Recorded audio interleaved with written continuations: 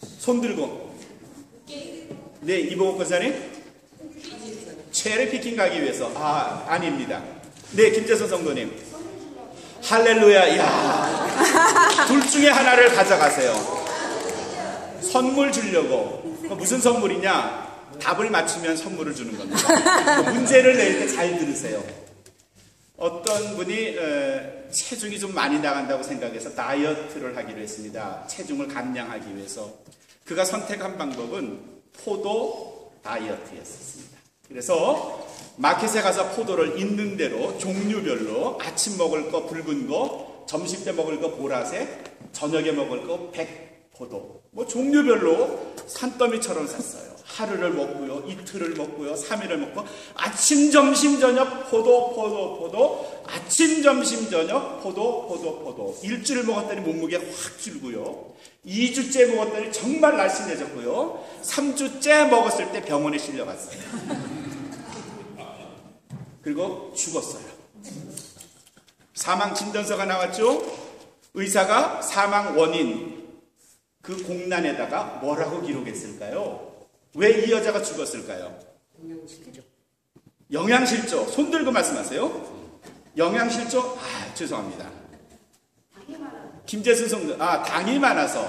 죄송합니다. 향이 손 든 거예요? 어떻게? 배고파서. 틀렸습니다. 자, 답이 없으면 제가 쓰겠습니다. 네, 그 뒤에. 예, 맞췄습니다. 모자를 2개를 하나씩 나눠 가지시죠. 정답이 뭐냐? 농약 중독이었습니다. 잘 모르시겠어요? 네, 농약 중독으로 3주를 포도만 먹었더니 농약 중독으로 죽었어요. 예기치 못한 일이죠, 그렇죠? unexpected event or 아니면 accident. 얘기하지 않은 사고 일어나는 거예요. 우리 살면서 이런 예기치 못한 사건들이 참 잘 일어나요. 그 중에 하나가 오늘 본문 마태복음 18장 예수님이 하신 말씀도 예기치 못한 일들이 이렇게 생긴단다 하시면서 우리에게 주시는 말씀이에요. 오늘 말씀 15절에 예수님은 제일 처음에 뭐라고 말하는가 하면은 첫 구절에 그 앞에 있는 단어를 한번 읽어볼까요? 뭐라고요? 내 형제가 죄를 범하거든. 이게 아주 중요해요.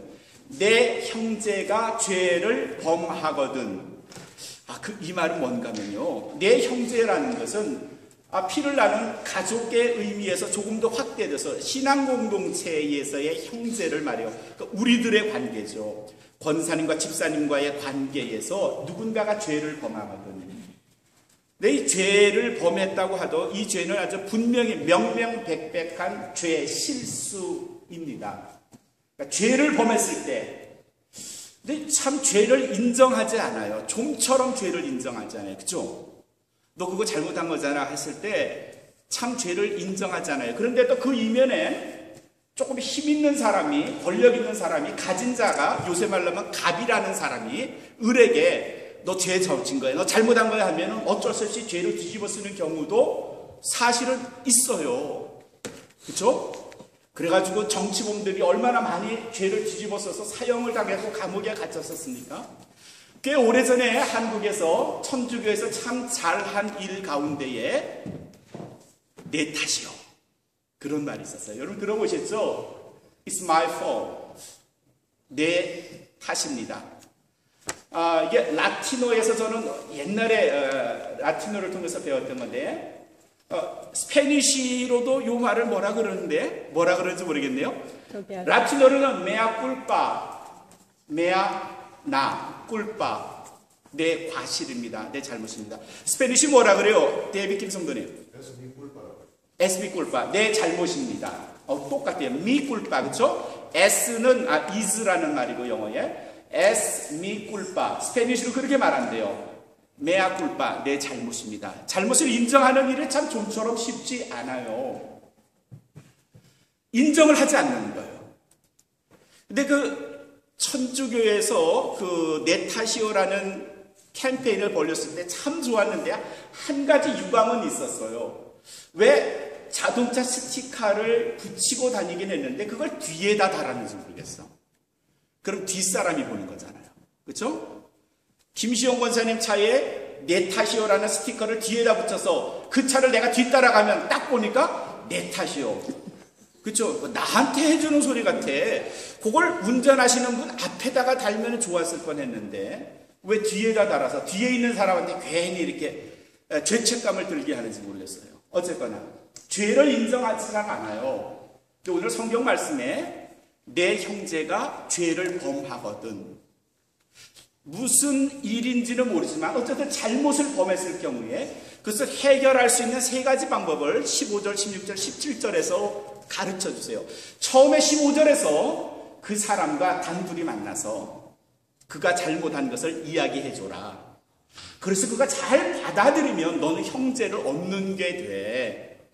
그렇죠? 그가 내게 잘못했으면 그에게 네가 나한테 뭘 잘못했다 혹은 누구에게 뭘 잘못했다라고 말해준다면 너는 형제를 얻는 거고, 그 사람이 그것을 인정한다면 두 사람의 관계는 더 좋아질 거야. 근데 만약 그 사람이 인정하지 않는다면 16절에 두세 사람을 증인을 더 데려가서 두세 사람 증인 있는 데서 그가 무엇을 잘못했는지를 가르쳐줘라. 그게 두 번째 16절의 말씀이에요. 근데 그가 거기서 두세 사람 증인 있는 곳에서 그러네요. 내가 미처 생각하지 못했지만 제가 잘못한 겁니다. 죄송하고요. 앞으로는 이런 실수를 범하지 않겠습니다. 그러면 다시 관계는 회복될 수 있는 거야. 근데 문제는 뭔가 하면요, 두세 사람의 증인을 더 데려갔음에도 끝까지 잡아떼는 거예요. Oh, I'm sorry. That's not my mistake. 그건 내 잘못이 아니고 난 그런 일을 범한 적이 없는 걸. 이렇게 부인을 한다면 그를 교회로 데려가라. 여러 사람 앞에서, 이제는 다중 앞에서 그가 무엇을 잘못했는지 시시비비를 따지도록 해라. 그런 말씀이죠. 점점 확대되고 있네요. 그렇죠? 그래서 많은 사람들 앞에서 그가 잘못한 것을 인정해서 그가 돌아올 수 있도록 해라. 그러나 만약 그가 돌아오지 않는다면, 인정하지 않는다면 17절 끝에는 그를 누구처럼 여겨라? 누구처럼? 이방인과 세리처럼 여겨라 그랬어요. 이방인과 세리는 이스라엘 백성들, 하나님의 선택받은 백성들의 입장에서는 아웃사이더였어요. 저주받은 사람들, 친구가 될 수 없는 사람들을 절대로 가까이 할 수 없는 사람들, 그 관계가 이방 혹은 세리, 텍스 컬렉터예요. 교회 앞에서도 자신의 잘못을 인정하지 않는다면 그는 교회 안 사람이 아니라 교회 바깥 사람이 될 거야. 그런 말씀이겠죠. 이게 예수님이 지금 하신 말씀이에요. 자, 여러분에게 한번 다시 질문을 드려보죠. 예수님께서 어떤 사람의 잘못에 대해서 처음에는 1대1의 관계로, 그 다음에 2 혹은 3대1의 관계로, 혹은 다중의 관계에서 그 사람의 잘못을 계속 이야기하라고 한 이유가 뭘까요? 왜 그렇게 하셨을까요? 왜 그 사람이 아니라 그랬는데 계속 그 사람의 잘못을 이야기하게 하셨을까요? 끝까지 따져서 그 사람의 잘못했다는 것을 받아내도록 하기 위해서, 따지기 위해서, 그의 잘못을 지적하기 위해서, 많은 사람들에게 알리기 위해서. 이런 이유들이 찾을 수 있네, 그렇죠? 이런 이유들을 찾을 수 있어요. 근데 이런 이유들은 사실은 오늘 말씀과 부합하지 않아요. 그런 이유 때문에 예수님은 누구의 잘못에 대해서 따져라! 너 1대1로 따지고 2대1로 따지고 3대1로 따지고 여러 사람 앞에서 따져라. 그런 게 아니에요. 그렇게 생각하시면 큰 잘못이에요. 왜 예수님이 이렇게 말씀하셨을까? 왜 끝까지 물고 늘어지면서 그 사람의 잘못을 밝히라고 말씀하셨을까? 그 이유는 뭔가 하면요, 잘못한 그 사람이 용서받을 기회를 갖게. 누군가 잘못했을 때 그 사람에게 용서받을 수 있는, 잘 회개할 수 있는 기회를 제공하기 위해서. 제가 잘못하잖아요. 저도 잘못하고요. 여러분도 잘못하실 수 있어요. 그러나 아무도 지적하지 않으면 그냥 지나가요. 그러면 용서가 된 건가요? 그러면 그가 용서받은 건가요? 아니요. 때로 내가 의식하지 않는 죄를 범할 수도 있어요. 그럴 때에 누군가가 그 죄를 알려주고 하나님께 그리스도의 이름으로 용서받을 수 있는 기회를 제공하기 위해서 그가 잘못했다는 것을 알려줘야 한다. 오늘 말씀의 키워드는 뭔가 하면 용서예요. forgiveness. 용서. 누가 잘못했다 치자 그가 용서받을 수 있도록 기회를 줘야 한다. 그 말이에요. 그가 잘못했다는 것을 만천하에 알려서 그를 부끄럽게 만들어라. 아니요. 그것과는 아주 거리가 멀어요. 그래서 처음부터 은밀하게 너와 그 사람 당사자 간에 이야기를 해서 그가 잘못 인정하고 회개받을 수 있도록 해줘야 한다. 이게 예수님의 의도였어요. 왜 하나님은 우리에게 이렇게 용서받을 수 있는 기회를 주시려 했을까요? 네, 그 이유는 분명해요. 이 땅에는 단 한 사람 예외 없이 용서받지 않고는 살아갈 수 있는 사람이 없기 때문입니다. 저도 여러분도 누구도 용서받지 않고는 살아갈 수 없는 정말 죄인들이에요. 이 땅에 의인은 없나니 몇 명이 없다? 한 명도. 네, 한 명도. 그러면 저나 여러분들은 누군가로부터 용서를 받지 않으면 살아갈 수 없는 존재. 그 이유 때문에 예수님은 그에게 용서할 기회를 줘야 한다. 그를 용서해 줘야 한다라고 오늘 말씀에서 우리에게 이야기하세요. 우리는 어떤 입장일까요? 여러분은 어떤 입장이에요? 무슨 말인가 하면요. 다른 사람을 봤을 때 그 사람의 장점을 보는 사람입니까? 단점을 보는 사람입니까? 나와 누군가가 이야기하고 있을 때 제3의 인물을 우리가 떠올리면서 이야기를 하면 그 사람의 단점을 말합니까? 혹은 장점을 말합니까? 할렐루야. 정말 최상석 집사님은 모든 것의 모범이야. 그 부인이 누군지 모르지만 정말 행복할 것 같아요. 아내의 단점이 그렇게 많아도 장점만 보시잖아요. 얼마나 행복해요. 장점만 봐야 되고 장점만 말아야 돼요. 그런데 현실은 그렇지 않고요. 한 10여 년 전에 텔레비전 네트워크 중에 ABC TV가 있잖아요. 미국에. 거기서 아주 재밌는 이야기를 하나 했어요. 미국인 직장인들이 1년에 다른 사람 험담하면서 월급을 받는 시간이 얼마인가 하면 1년에 65시간을 험담하는 데 사용합니다. 월급 받으면서 험담, 가십, 남의 잘못된 거 헐뜯고 욕하고 미워하고 시기하고 질투하는데 자기 근무 시간에 65시간을 사용한대요. 근데 그 이야기를 들었던 어떤 한 사람이 시카고에 있는 기업인이에요. 그 사람이 나는 이러면 안 되겠다 생각을 해서 새로운 제도를 했어요. 그 사람이 누구냐면 샘 체프만이라는 사람이에요. Empower Public Relationship이라고 하는 회사의 소유주의 CEO였어요. 지금도 그 회사가 있답니다. 시카고에 있는 Empower Public Relationship의 CEO인 샘 체프만이 우리 회사를 앞으로는 요새는 뭐 스모킹, 노 스모킹 존 그렇게 있잖아요. 담배 피지 않는 지역. 그런 식으로 자기 회사를 노 험담 구역.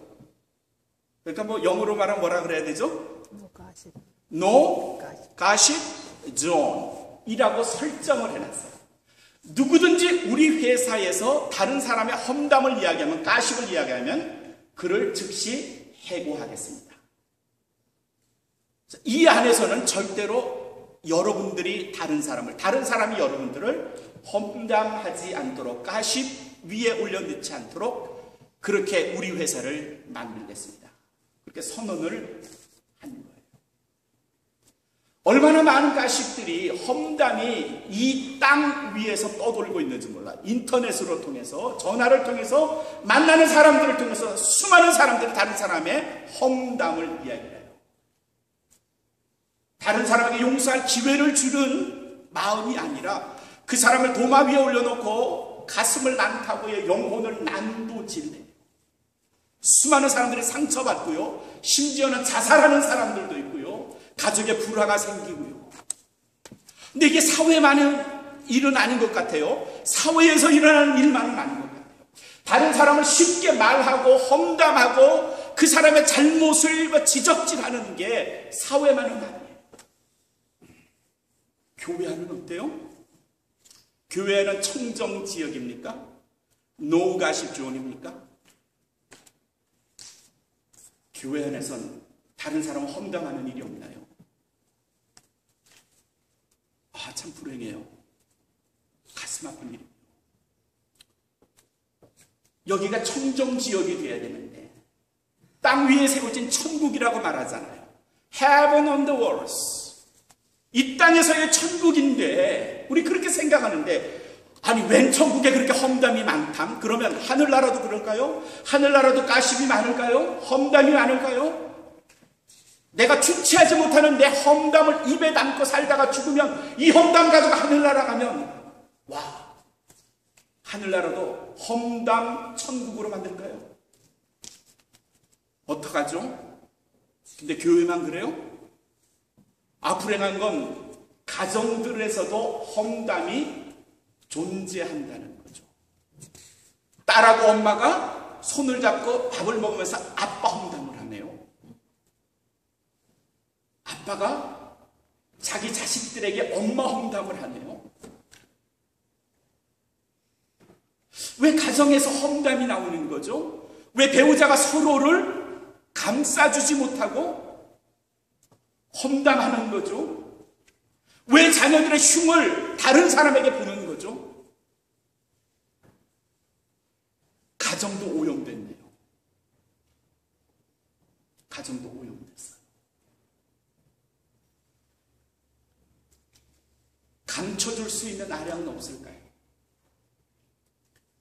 제가 한 10여 년 전에 자마이카에 부흥회를 갔었습니다. 자마이카는 여러 가지 일로 여러 번 갔었고요. 한 번은 점심 식사를 초대받았어요. 자마이카에 있는 한 호숫가 옆에 있는 좋은 식당입니다. 자마이카의 정통 음식을 주는 곳이래요. 그래서 목사님과 함께 거기 초대하신 분들과 함께 그 호숫가 옆에 앉아서 먹었어요. 조금 있다 보니까 조그만 쟁반에 따뜻한 물이 담겨 왔어요. 근데 쟁반에 담겨온 물이 좀 이상했습니다. 이거 마시는 물일까? 하다가 번뜩 뭐가 생각이 나는가 하면은 레이건 대통령의 일화가 생각이 났어요. 레이건 대통령이 여러 나라의 강요들과 수상과 대통령들과 함께 만찬을 했던 일이 있더랍니다. 헤드 테이블에 한 10여 명의 여러 나라에서 온 수상과 대통령이 함께 레이건 대통령이 앉아서 이제 음식을 먹는 거. 웨이터가 이제 제일 먼저 조그만 쟁반에다 물을 담아 왔습니다. 그랬더니 그 옆에 있었던 어떤 대통령이 가져온 물을 얼른 마시더래요. 근데 가져온 그 물이 뭔가 하면 finger water, 손가락을 이렇게 손을 닦는 그런 물이었어요. 근데 이 대통령이 그 문화에 익숙하지 않은지 혹은 별 생각 없었는지 그 물을 그냥 마시고 말았어요. 근데 레이건 대통령이 그걸 보고 아무 말 하지 않고 자기도 가져온 물을 같이 따라 마셨어요. 옆에 있는 사람들도 레이건을 따라했어요. 한 사람의 잘못이 에티켓에서 벗어난 일이 조금은 무례하다 할 수 있는 일이 레이건 대통령의 기지로 다 가려졌어요. 그리고 레이건 대통령이 웨이터를 불러서 Could you bring the finger water? 손 닦을 물을 가져오겠습니까? 그랬더니 그제서야 또 다른 그릇에 가져온 물에 레이건 대통령이 먼저 손을 닦으니까 다른 사람들이 똑같이 하더랍니다. 그 생각이 얼른 나서 자마이카에서도 물어봤죠. 이게 핑거 워터입니까? 마시는 물입니까? 했더니 손을 닦는 거예요. 그날 주는 음식이 뭔가 핑거 푸드였어요. 손가락으로 이렇게 먹는 음식을 그때 대접을 받았다는 일이 생각이 났습니다. 레이건 대통령 참 유머가 있고요. 뭐 정치도 잘했고 공과사가 있겠지만 그러나 그의 한 에피소드, 파티 에피소드에서 드러난 그의 다른 사람의 허물을 감춰주는 그 탁월한 센스는 제가 늘 기억하고 있는 그분의 훌륭한 장점. 자, 그 상황을, 그 파티에서 레이건 대통령의 상황을 제가 한인타운에 옮겨 놓겠습니다. 어느 식당에 갔어요. 제가 교인들도 있고요. 이 지역에 다른 사람들도 있어요. 그런데 그 식당의 웨이트레스가 그릇에 물을 딱 가져왔는데 그게 손 닦을 물이었어요. 제가 무식하고 잘 몰라서 그 물을 먼저 마셨어요. 그 다음날 무슨 일이 일어났을까요? 야, 본마음교회 김종환 목사 무식하게 손 닦을 물을 먹고 이게 동네방네 다 퍼져가지고 나중엔 이쯤 되지 않을까요? 야, 포도준지, 돼지 핀지를 마셨다더라. 뭐 이렇게까지 안 번지겠어요? 우리가 사람들 사이에서 가족 혹은 교회, 친구, 동창 여러 사람의 무리들 중에서 흔하게 저지르는 우리의 실수가 잘 용납이 되나요? 잘 용서가 되고 잘 덮여지나요? 용서할 기회를 갖나요? 아니 어쩌면요 그게 다른 사람에게 아주 호기로 작용해서 내 이름이 누군가에게 지금 난도질을 당하고 있었는지도 몰라요. 그리고 뒤늦게 그걸 알면요 그거 아닌데 의도는 그게 아니고 그래 실수를 했다고 쳐도 그게 그렇게 다른 사람의 입방아에 오르막할 만한 그런 실수가 아닌데 몸져 눕지요. 가슴 치고요. 속 상해요. 이게 우리 현실이란 말이죠. 내가 범하는 작은 실수를 내 이웃이, 내 친구가, 성도들이 우리 사회가 잘 용납해 주느냐? 용서할 수 있는, 용서받을 수 있는 기회를 제공하고 있습니까? 들추어냅니까? 그리고 그것을 마치 뻥튀기 튀기듯이 부풀려서 그 사람의 치명적인 어떤 실수를 저질렀고 그게 그 사람의 인생인 것처럼 말하는 게 우리의 사회라면 우린 정말 불쌍한 사회에 사는 거고요. 우리 교회가 그런 교회라면 우린 정말 불쌍한 교회의 교인이 되는 거예요. 다른 사람의 잘못, 용서, 실수, 허물 이것 보고 지나치지 못한다면 우린 참 불행한 이웃을 데리고 사는 거고요. 우리들 중에 그 허물과 실수, 잘못에서 자유로운 사람이 얼마나 있을까요? 여러분 중에 얼마나 자유롭습니까? 제게 그런 기회, 용서받을 수 있는 기회가 김종환 목사에게 주어지지 않았다면 저는 여기서 지금 목회 못하고요. 좋은 그리스도인도 되지 못했을 거고요.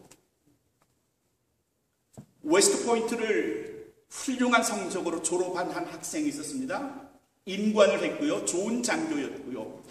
아주 뛰어난 명, 철한, 두뇌, 전투력을 소유했고요. 그런데 그에게 치명적인 약점 하나는 술을 먹으면 제정신을 못 차리고 난폭해지고 말과 행동에 누구도 그 사람을 제어할 수 없는 사람이 된다는 거고요.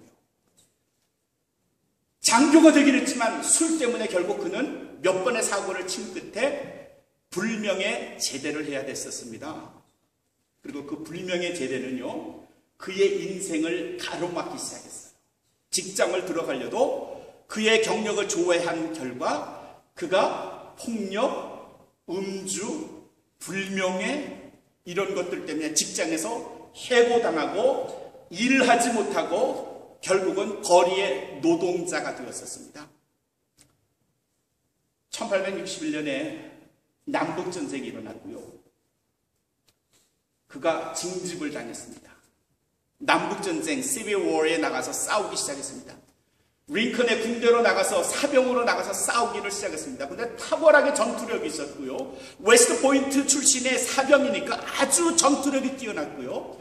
그를 눈여겨봤던 장교가 그의 경력을 좋아했더니 웨스트 포인트의 자기의 선배였었고요. 그래서 자기의 사령관에게 이야기를 했고요. 사령관이 그 모습을 보고 그를 눈여겨뒀습니다. 그러다가 언젠가 링컨 대통령이 그 지역을 방문했을 때 사령관이 그의 이야기를 했습니다. 내 밑에 아주 탁월한 병사가 있습니다. 웨스트 포인트 출신인데 그의 과거 전력 때문에 그는 지금 사병으로 싸우고 있지만 전투력과 그가 가진 지혜는 대단합니다. 그를 장교로 썼으면 좋겠습니다. 대통령의 특별 허가로 그가 그 즉시 사병에서 대위로 진급을 했고요. 그리고 그 대위로 된 이후에 탁월한 지휘력으로 전쟁에서 나가는 전투마다 싸워 이겨서 소령, 대령까지 올라갔고, 그리고 그 후에 북군의 총사령관이 됐었습니다. 누군가면요, 율리시스 그랜트, 제너럴 율리시스 그랜트를 말하는 겁니다. 그가 북군 총사령관이 됐고요. 전쟁 이후에 미국의 국방장관이 되었고요. 에이브럼 링컨 대통령이 16대 대통령이었고, 율리시스 그랜트는 18대 대통령이 됐어요. 그래요. 난폭한 사람이고요. 입이 거칠고요. 통제할 수 없는 사람이긴 했지만 그에게 새로운 기회를 제공했더니 전혀 다른 사람으로 탈바꿈한. 오늘 여기 앉아 계신 여러분들, 누군가가 여러분에게 또 다른 기회를 제공하지 않았다면 여러분이 이 자리에 계실 수 있어요. 주의 이름을 부를 수 있고요. 누군가가 나를 용서하지 못한다면 내가 지금 이 모습으로 살 수 있었을까요? 오늘 18절 말씀에 예수님은 지금까지 했던 말씀을 이렇게 종합하십니다. 18절을 우리 다 같이 한번 읽어볼까요? 시작. 진실로 너희에게 이르노니 무엇이든지 너희가 땅에서 매면 하늘에서도 매일 것이요 무엇이든지 땅에서 풀면 하늘에서도 풀리리라. 아멘. 얼마 전에 이봉옥 권사님이 이 말씀이 뭔가 제게 물어보셨어요. 진실로 내가 너희에게 이르노니, 너희가 땅에서 매면 무슨 말인가면요, 땅에서 다른 사람을 꼭 붙잡고 있으면, 용서하지 않으면 하늘에서도 용서하지 않을 거야. 그러나 너희가 이 땅에서 풀면, 그를 용서해 주면 하늘에서도 용서해 줄 거야. 너희가 땅에서 누구를 미워하면 하나님께서는 하늘에서도 너희를 미워할 거고, 너희가 이 땅에서 사람을 사랑한다면 하나님은 하늘에서도 사랑할 거야.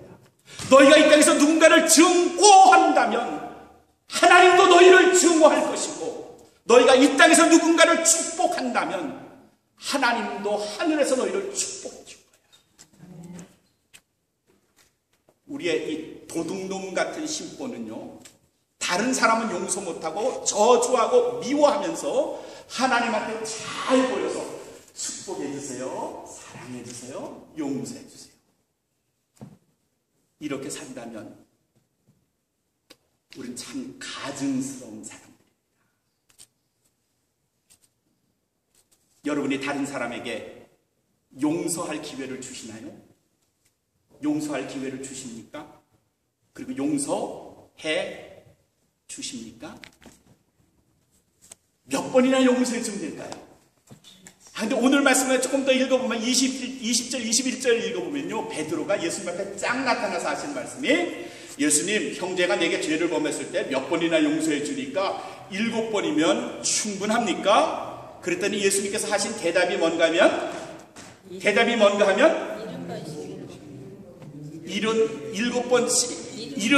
7번이라도 용서해줘라. 그럼 몇 번이에요? 그게 총 490번. 이제 많은 목사님들이, 저도 어릴 때 그 절에서 490번이 아니라 무한대라는 말이야 그랬어요.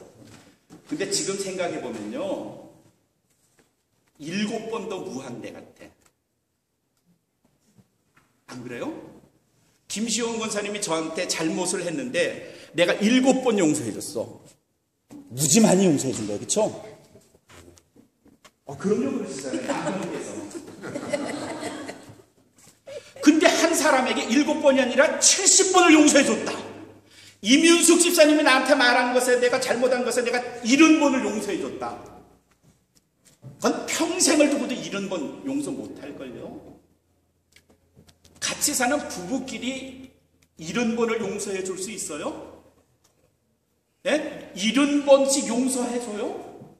아니요. 첫째는 70번 잘못하지도 않을 뿐더러 임집사님은 좀 다르지만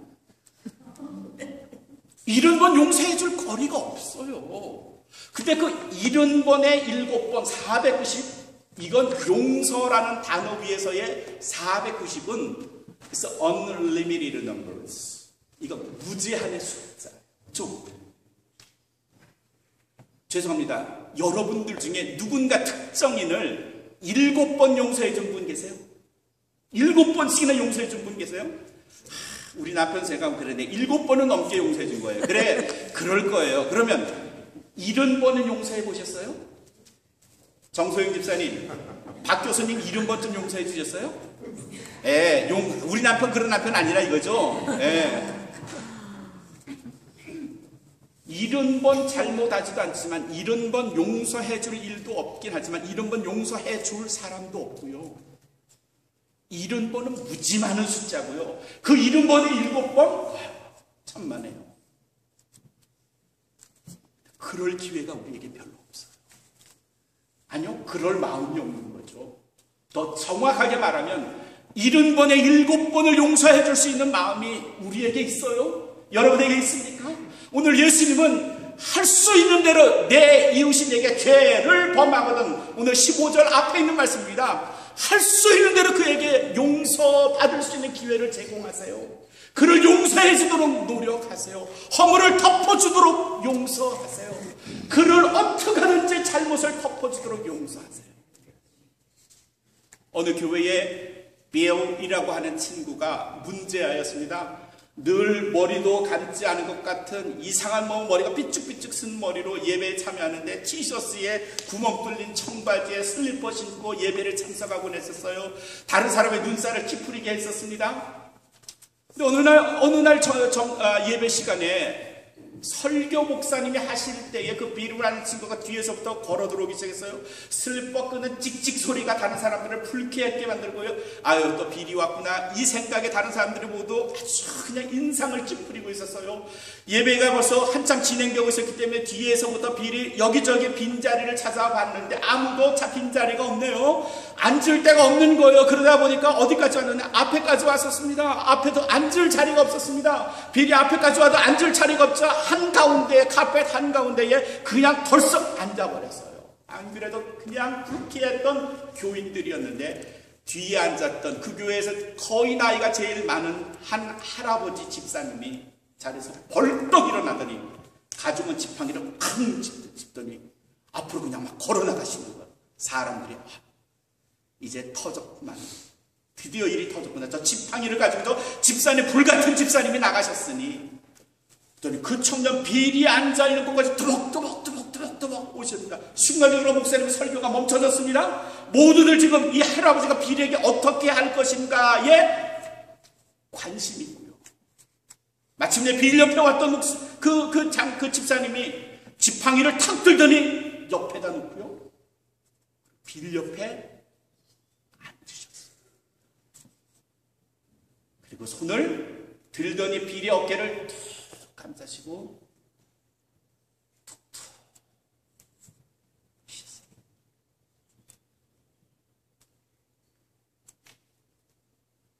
목사님이 다시 설교를 시작하셨습니다.